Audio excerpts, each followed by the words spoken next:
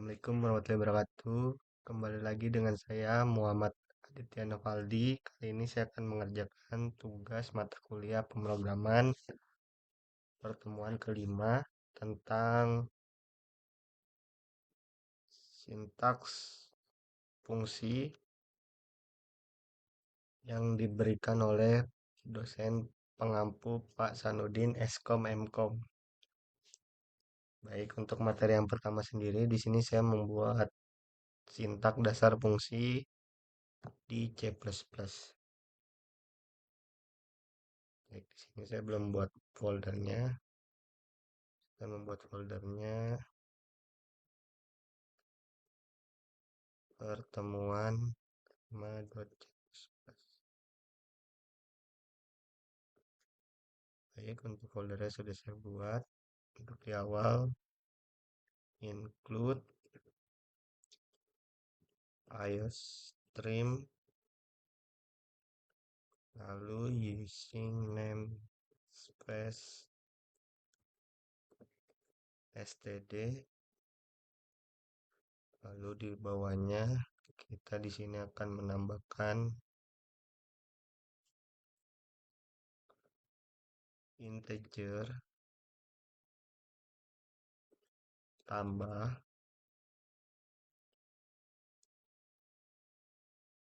integer a,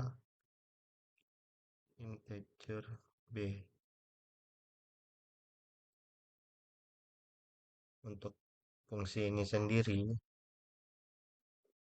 fungsi tambah dideklarasikan untuk menjumlahkan dua angka bilangan bulat integer, lalu mengembalikan hasil penjumlahan A plus B. Nah, di sini kita akhiri dulu dengan return 0 titik koma. Lalu kita mulai lagi programnya dengan integer, fungsi mainnya integer main. Nah, sini sendiri ya, ada integer hasil sama dengan tambah kurung 3,4 titik koma,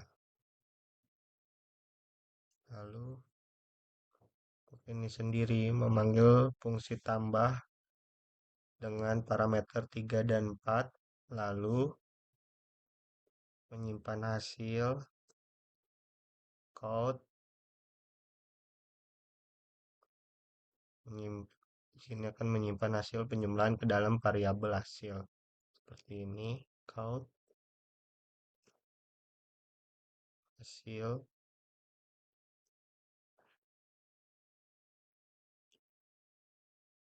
dua hasil NDL titik koma, lalu kita akhiri programnya dengan return 0. Baik, sudah selesai, akan kita running.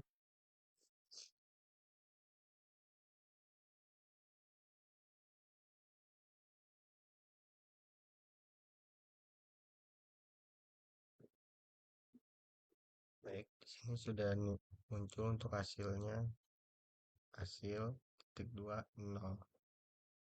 Baik, segitu saja untuk materi yang awal. Terima kasih.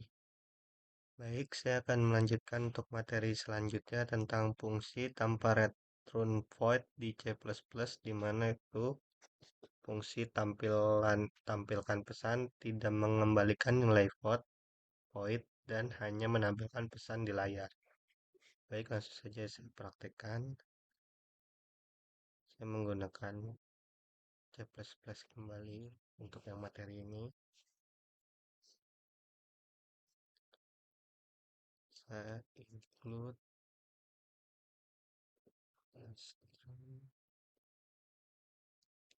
using namespace std, koma,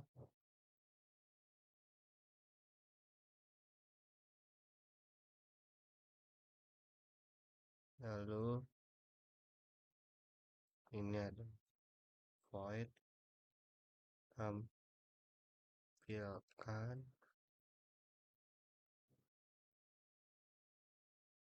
pesan,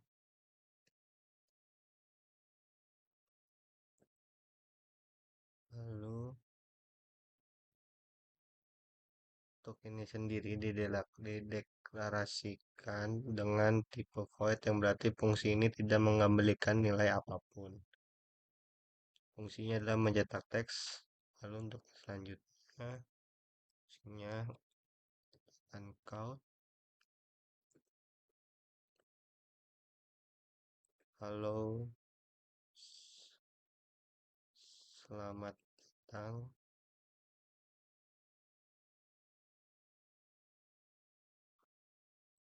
Ya seru.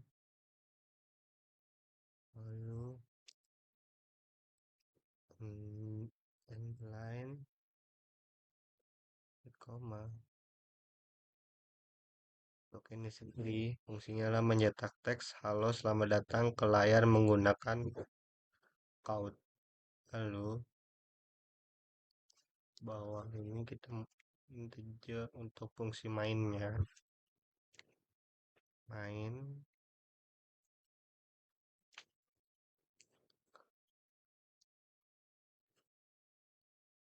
eksekusi program dimulai selesai integer main. Lalu memanggil fungsi tampilkan pesan kita panggil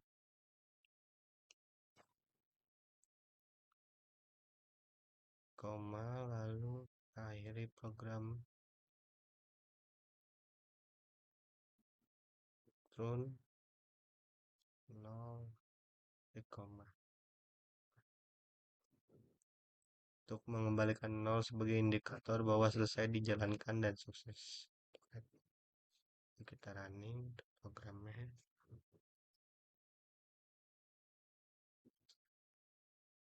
Baik, di sini keluar teks halo selamat datang yang sudah saya buat di sini. Sini kalau saya rubah selamat tinggal, dia akan menghasilkan output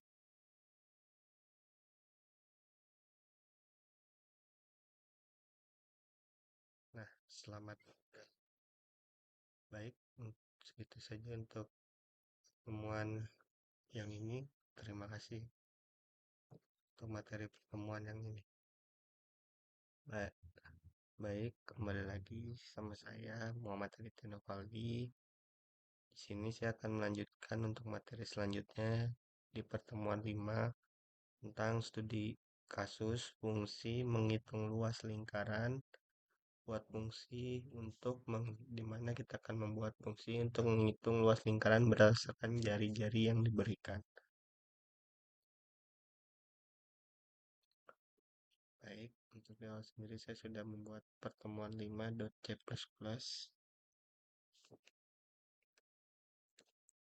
Dan saya akan masukkan include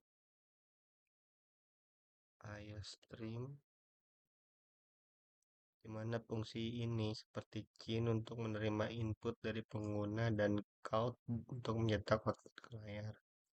Lalu using namespace std, di mana kita tidak akan mengulang std.2 di setiap fungsi.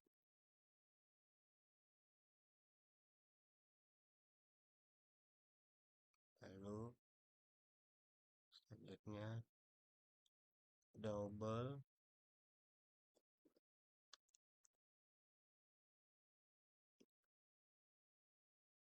hitung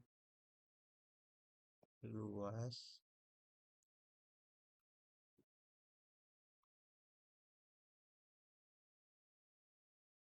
luas lu double r. Untuk fungsi ini sendiri menerima satu parameter berupa double yaitu r jari-jari lingkaran. Lalu untuk bawahnya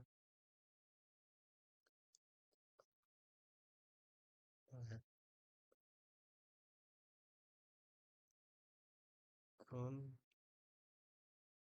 3,14 bintang R bintang R, koma.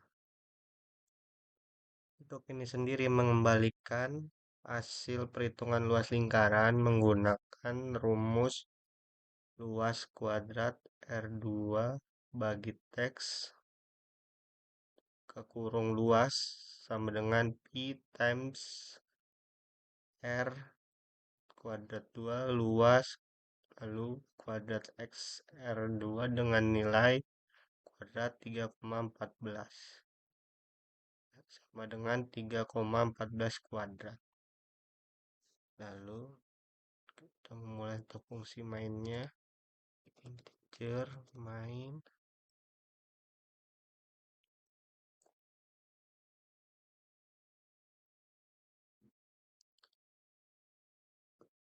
untuk variabel jari-jari bertipe double didedukasikan untuk menyimpan input dari pengguna seperti ini, double jari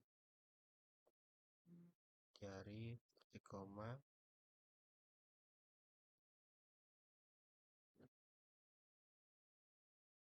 Di sini program meminta pengguna memasukkan nilai jari-jari menggunakan CIM seperti ini, memasukkan jari-jari lingkaran koma, lalu di sini ada fungsi hitung luasnya, kin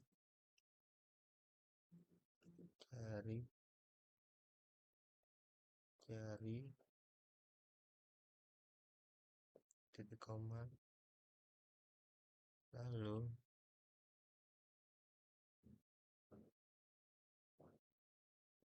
ya count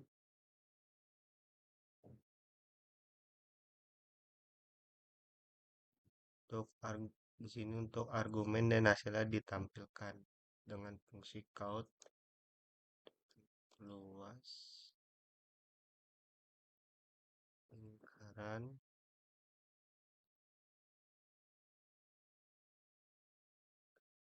panggil hitung luas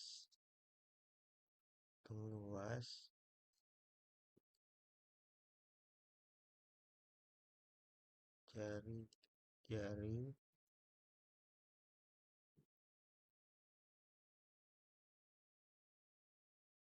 nilai koma, terakhir programnya dengan background 0 titik koma itu.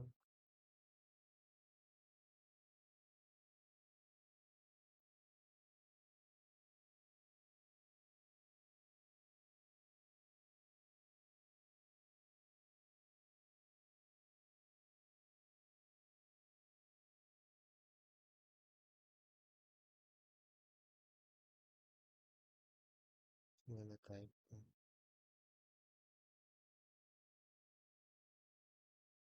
Nah, baik, kita running.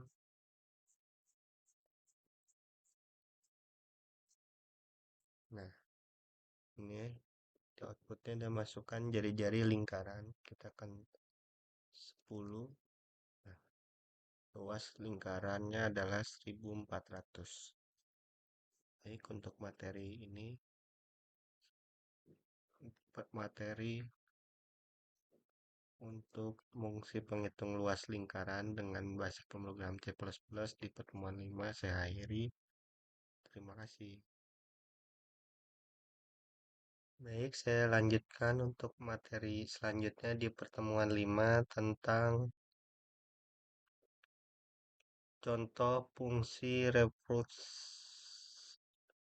rekursif faktorial. Di sini saya akan mencontohkannya dengan bahasa pemrograman Python dan faktorial n, di mana saya akan def faktorial n, dimana fungsi ini menerima satu parameter n, yaitu bilangan yang akan dihitung faktorial. Jadi bawahnya ada if n kurang dari sama dengan 1, jika n kurang dari 1 atau sama dengan 1, fungsi akan mengembalikan nilai 1. Ini mencegah rekursi berlanjut tanpa henti. Di sini akan kembali pattern 1 else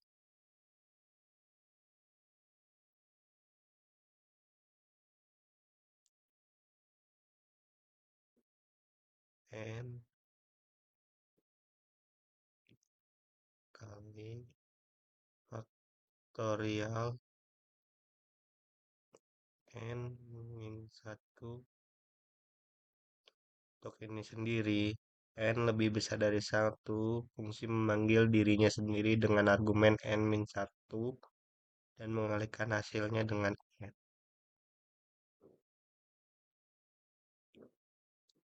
Sini saya akan print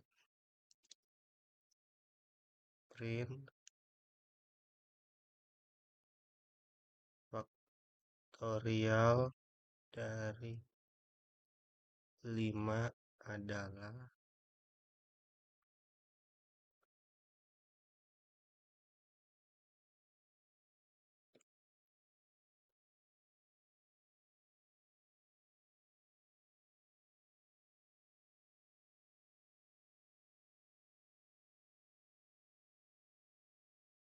koma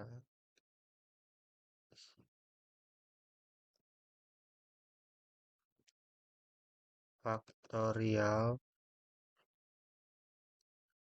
5. Untuk ini sendiri akan memanggil fungsi faktorial dengan nilai 5 sebagai argumen menampilkan hasil faktorial ke layar.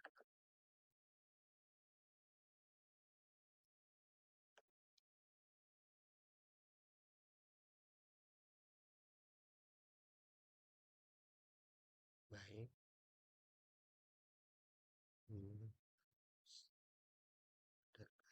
Oh. Nah, else ini seharusnya sini kalau dia akan pattern n. Nah, baik, sudah selesai. Saya akan running dan Python.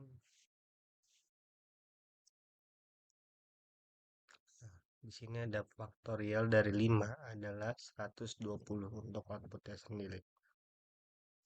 Nah, ada di sini faktorial 5. Baik, segitu saja untuk materi kali ini. Nanti akan kita lanjut dengan materi selanjutnya di pertemuan 5. Terima kasih. Baik, saya akan melanjutkan untuk materi selanjutnya tentang struktur kalkulator sederhana. Di sini saya akan memakai Python untuk yang ini. Langsung saja kita eksekusi, di mana saya akan def tambah A, B,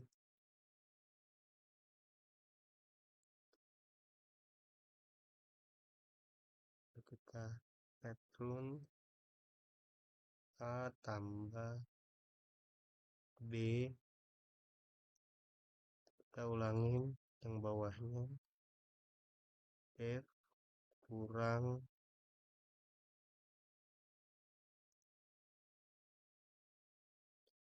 A, B,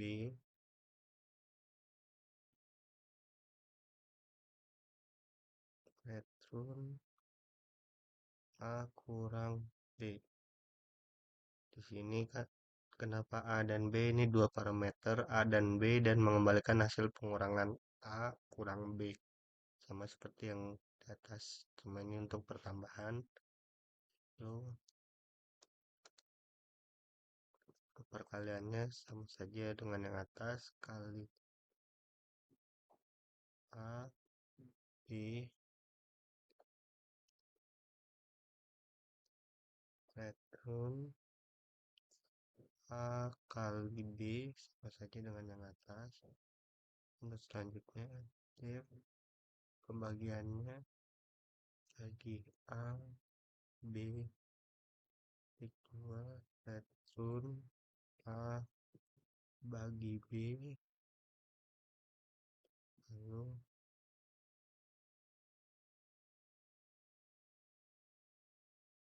kita akan print di mana memanggil masing-masing fungsi dengan nilai 10 dan 2 sebagai argumen.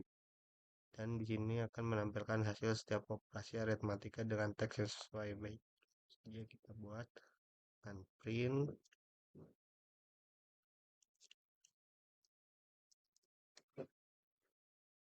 tambah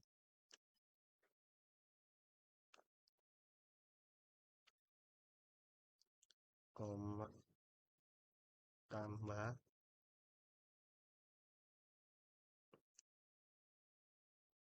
10,2,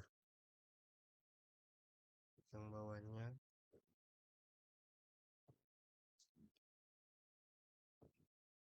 ulangi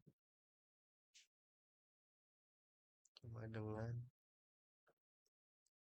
kurang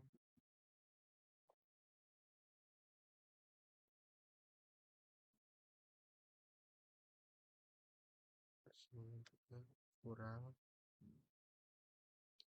sama halnya dengan yang bawahnya juga, sama dengan kali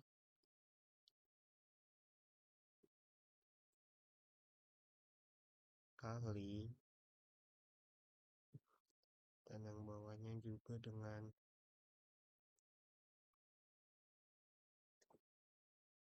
bagi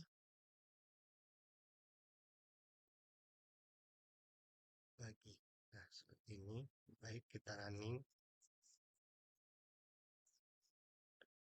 Nah, tambah 12 lalu kurangnya 8. Di sini kan 10 kurang 2 8, 10 tambah 2 12, 10 kali 2 20. Nah, 10 bagi 5, 10 bagi 2 adalah 5, karena di sini antara nilai 10 dan 2. Baik, begitu saja untuk materi yang ini. Untuk selanjutnya saya akan melanjutkan lagi untuk materi yang selanjutnya. Baik, lanjut lagi dengan materi selanjutnya dari saya, yaitu tentang fungsi dengan default parameter. Untuk default parameternya sendiri adalah nilai awal yang diberikan ke parameter jika tidak ada argumen yang diberikan.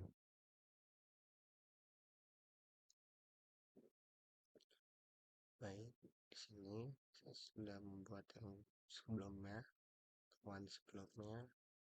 saya delete, lalu saya akan buat baru dengan def salam. Di sini ada parameter nama karat.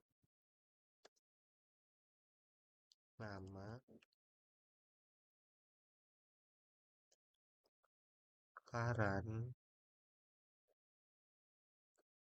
2. Parameter ini memiliki nilai default. Nah, karan jika fungsi dipanggil tanpa argumen, maka nilai default karan akan digunakan.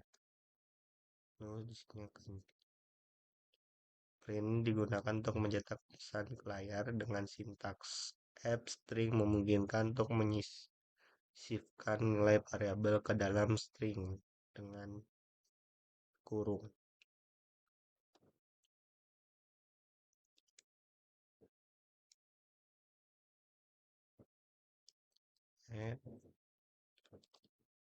Halo, koma nama, tanda seru, selamat datang.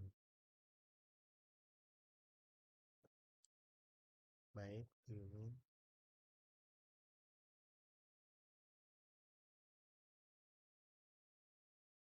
Lalu, salam tanpa argumen. Fungsi ini dipanggil tanpa memberikan nilai untuk parameter nama karena parameter nama memiliki nilai default current. Outputnya adalah halo Karan, selamat datang untuk outputnya sendiri. Lalu di sini ada salam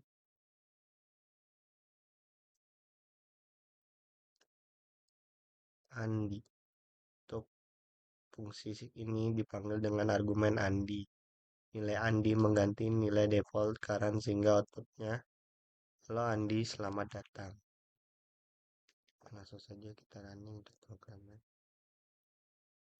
Nah, sini ada dua, halo Karan, selamat datang, dan halo Andi, selamat datang. Pemanggilannya salam dengan argumen Andi. Baik, terima kasih untuk materi pertemuan 5 yang ini. Untuk selanjutnya saya akan melanjutkan untuk materi pertemuan yang lainnya. Baik, saya melanjutkan materi selanjutnya di pertemuan 5 tentang di kasus penentuan bilangan prima. Saya akan membuat fungsi untuk mengecek apakah sebuah bilangan prima atau bukan. Di sini saya menggunakan C++. Awal saya pakai include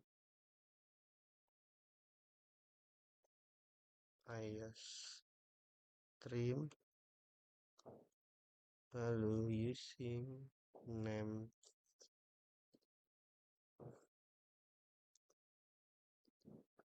as std, di koma,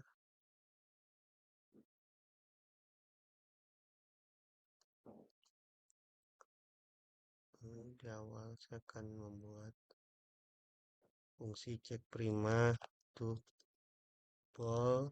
cek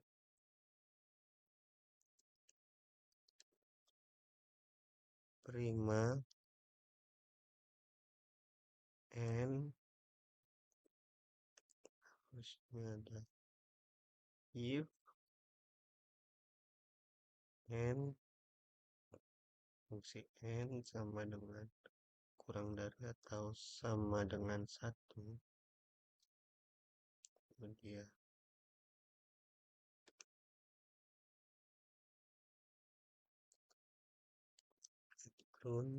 kita akan kembalikan ke false.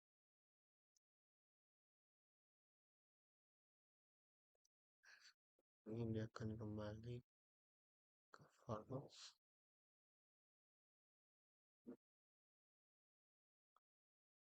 Lalu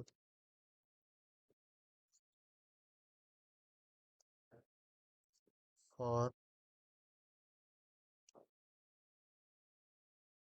integer to dengan 2,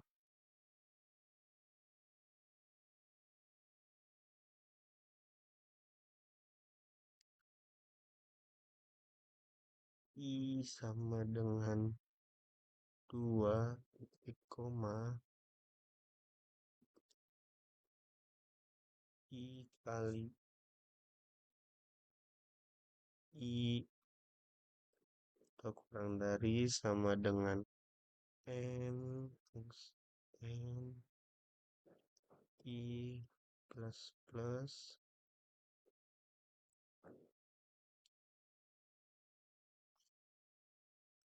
dia akan if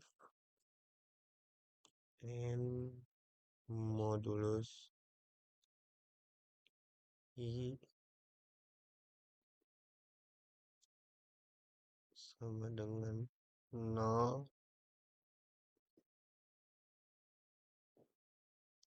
Kita akan kembalikan ke elektron volt. Nah, sini sudah memberikan ke elektron volt.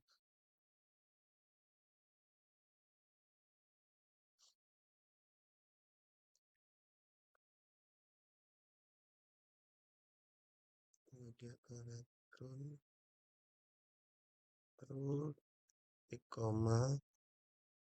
Parameter fungsi ini menerima satu parameter berupa bilangan bulat n.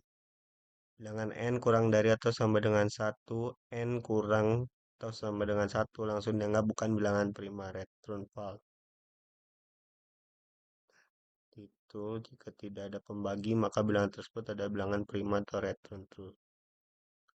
Kita buat fungsi mainnya.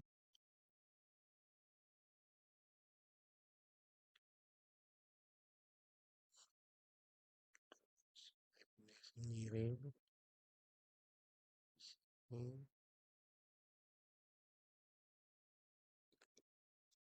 Kecil main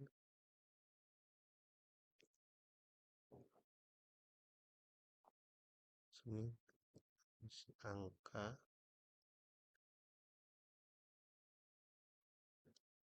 lookout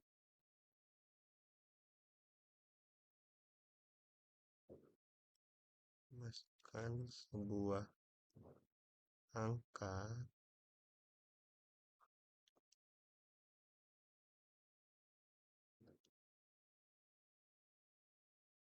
koma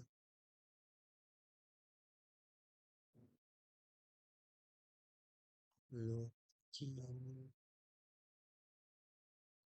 angka koma if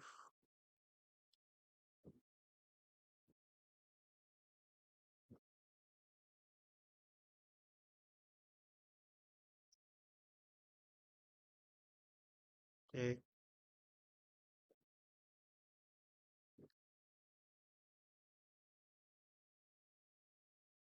prima lo angka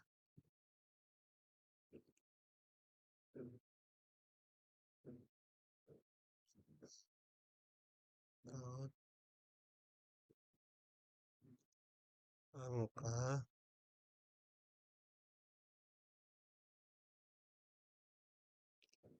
adalah bilangan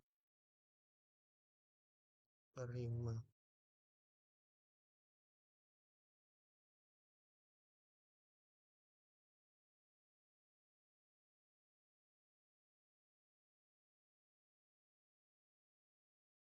And the line koma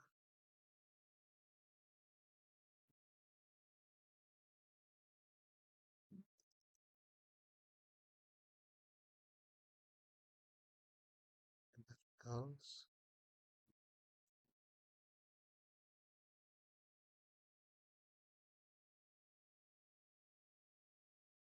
count angka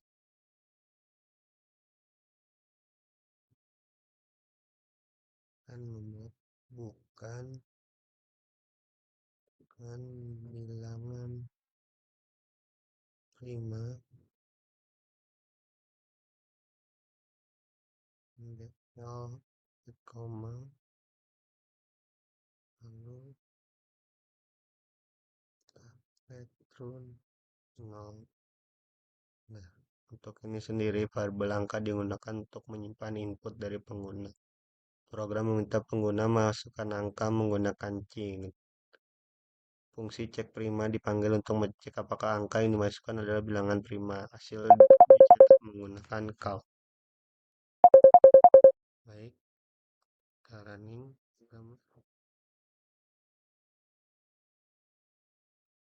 Nah, kita masukkan angka 5. Dia adalah bilangan prima.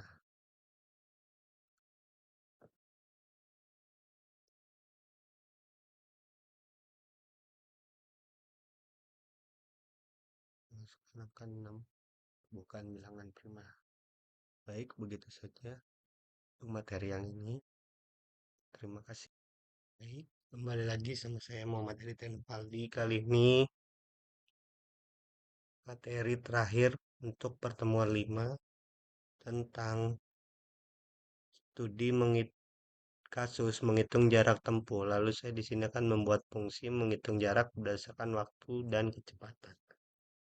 Kali ini saya menggunakan Python.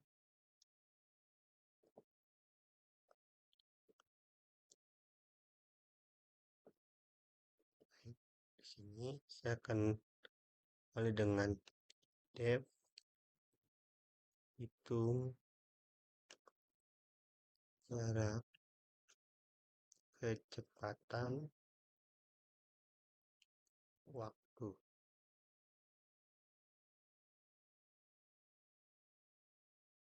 Saya return kecepatan waktu. Tujuan fungsi ini digunakan untuk menghitung jarak tempuh dengan parameter kecepatan kendaraan dan waktu tempuh dalam jam. Lalu hanya kecepatan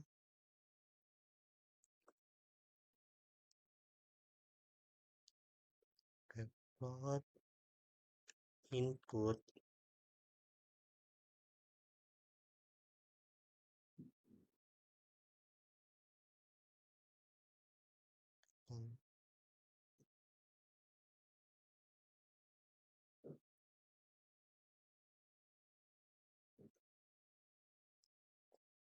masukkan kecepatan km per jam.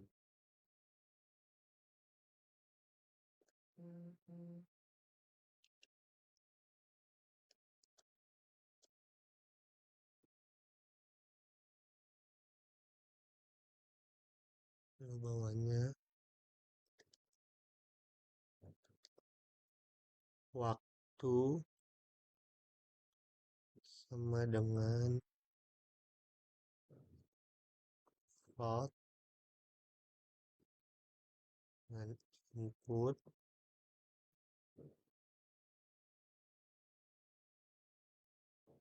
lalu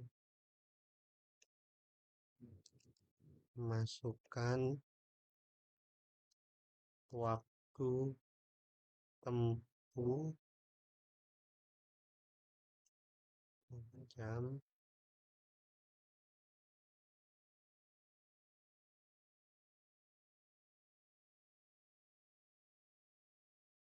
fungsi input meminta pengguna untuk memasukkan nilai. Fungsi float mengkonversi input pengguna string menjadi bilangan desimal. Kecepatan diisi dengan kecepatan kendaraan dalam satuan kilometer per jam, lalu waktu diisi dengan waktu perjalanan dalam satuan jam. Untuk selanjutnya, bawahnya ada jarak sama dengan hitung jarak kecepatan, waktu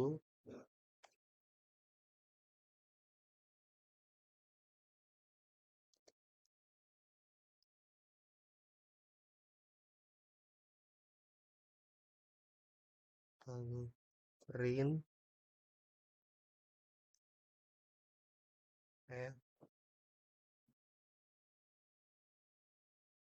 jarak tempuh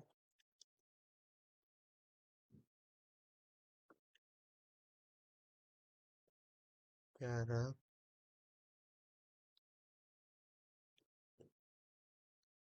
kilometer. Untuk ini sendiri memanggil fungsi hitung jari dengan parameter kecepatan dan waktu. Hasilnya disimpan dalam variabel jarak. menampilkan hasilnya menggunakan fungsi print dengan apps string untuk mencetak hasil hitungan dalam format jarak tempuh. Oke, kita running. Kita masukkan kecepatan 50 km per jam. 1 jam. Nah, jarak tempuhnya 50 km per jam. Baik, begitu saja untuk hasilnya. Dan saya akhiri untuk pertemuan 5 ini. Assalamualaikum warahmatullahi wabarakatuh.